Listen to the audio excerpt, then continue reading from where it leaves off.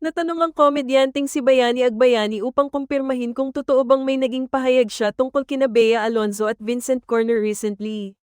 Ang daming fake news at gumagawa ng kwento ngayon, kaya mabuti nang siya ang mag-confirm kung totoo o hindi, di ba?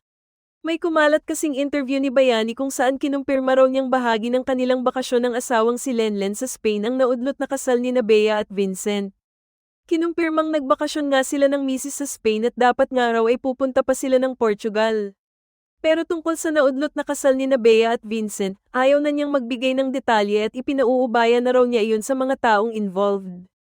Kapamilya na rin kasi ni Bea si Bayani dahil ang isang anak ni Yani ay asawa ng stepbrother ni Bea.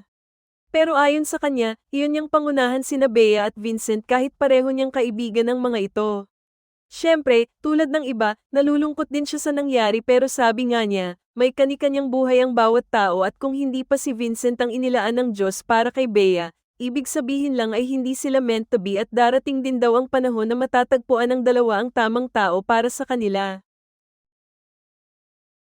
Natanong ang komedyanteng si Bayani Agbayani upang kumpirmahin kung totoo bang may naging pahayag siya tungkol kina Bea Alonzo at Vincent Corner recently.